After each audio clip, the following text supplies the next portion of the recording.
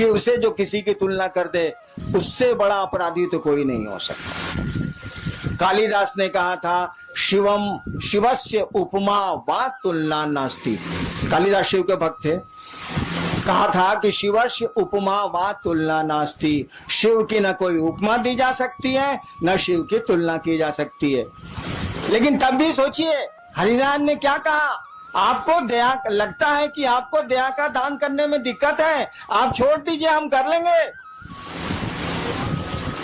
आसमान के सामने, सूरज के सामने जुगनू बोल रहा है कि आपको दिक्कत है सूरज जी, तो छोड़ दीजिए, मैं अपने पंखों से उजाला कर लूंगा।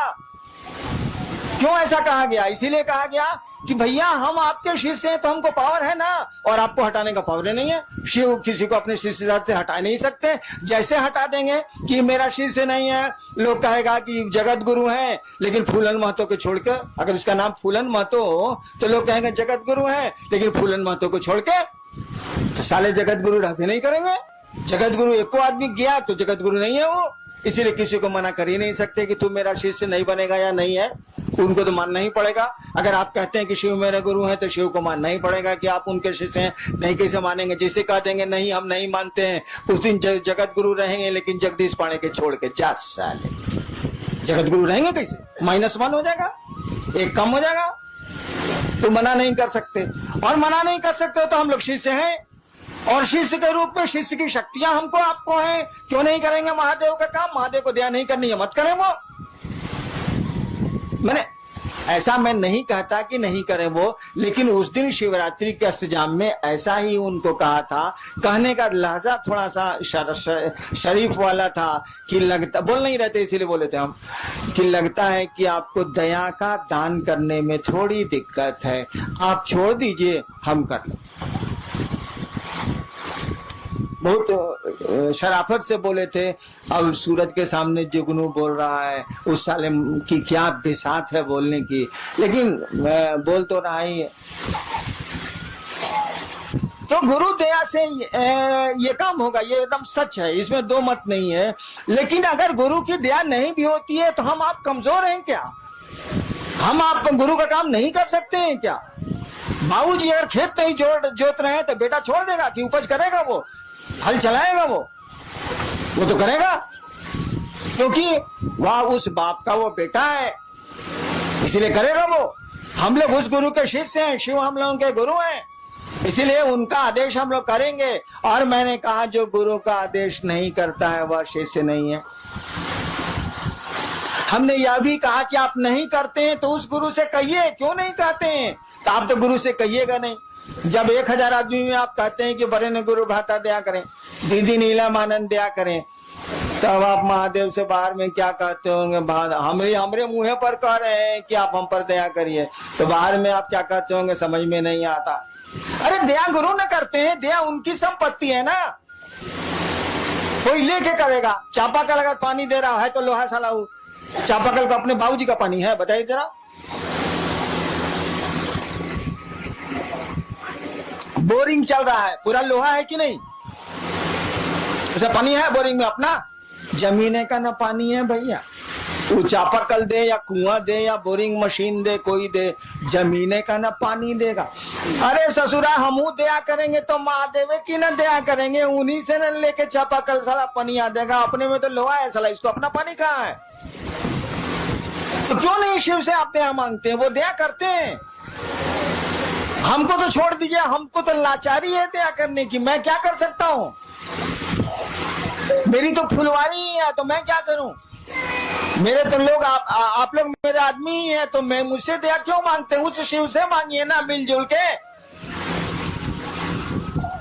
हम पर तो आपका पूरा अधिकार है, नहीं भी मांगिएगा तब भी आपको मिलेगा, मांगिएगा तब भी मिलेगा, नहीं मांगिएगा तब भी मिलेगा।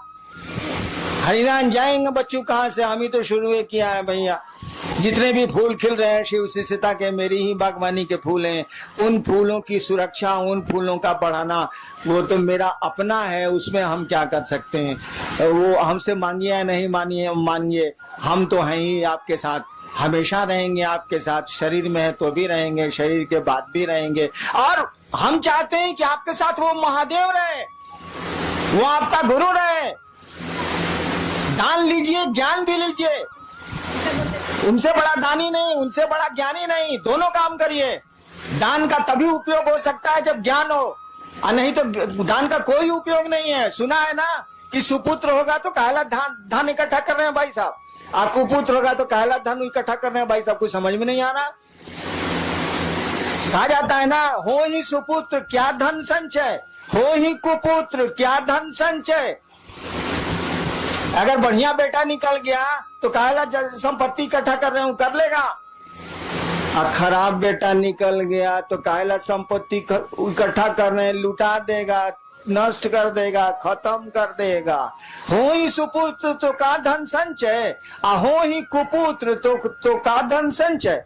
समझ का खेला, ज्ञान का खेला, और कुछ नहीं। सुपुत्र का मानी क्या, ज्ञानवान। कुपुत्र का मानी उसको समझ नहीं है।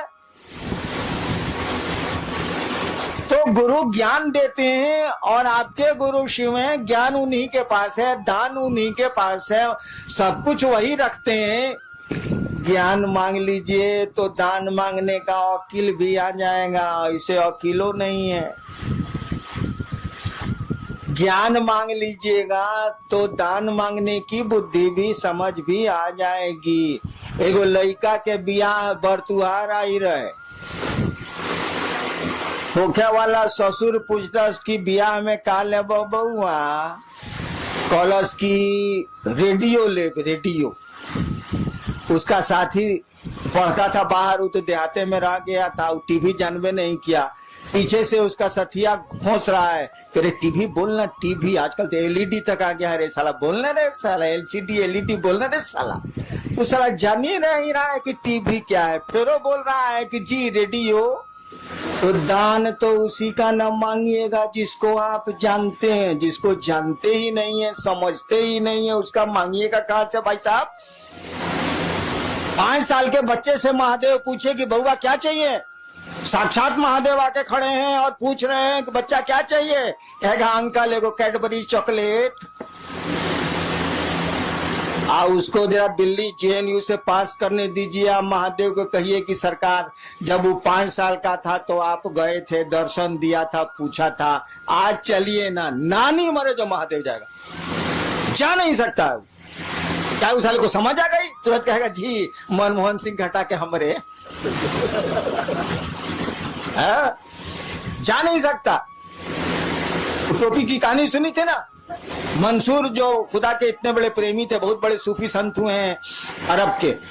मंसूर दिन का समय था, सोए हुए थे, उठ गए हुए थे, अचानक खुदा की आवाज आई, मंसूर मंसूर टोपी बेचेगा। टोपी पहने हुए थे, अचानक खुदा की आवाज आई। 2 प्रेमी गप कर रहे हैं, तो गप का क्या अंजाम होगा सोच लीजिए। खुदा ने पूछा मंसूर मंसूर टोपी बेचेगा।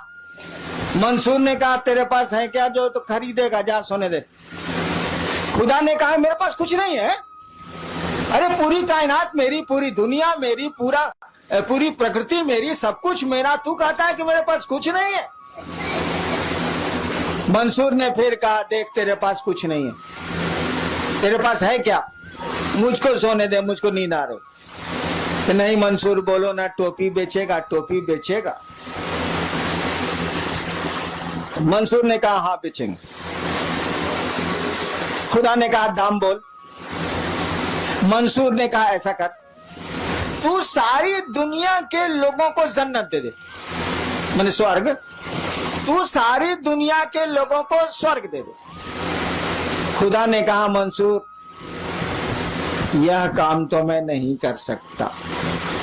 क्या जन्नत नहीं दे सकते ना, जन्नत नहीं ना दे सकते। सारी दुनिया के लोगों को जहन्नुम दे दे, नरक, स्वर्ग नहीं दे सकते ना, सारी दुनिया के लोगों को जहन्नुम दे दे। खुदा ने कहा मंसूर मैं यह भी नहीं कर सकता। मंसूर ने कहा मैंने पहले कहा था कि तेरे पास है क्या जो तू खरीदेगा, तू जा मुझको सोने दे, नींद आ रही मुझको, तेरे पास कुछ नहीं है। और खुदा चलेगा।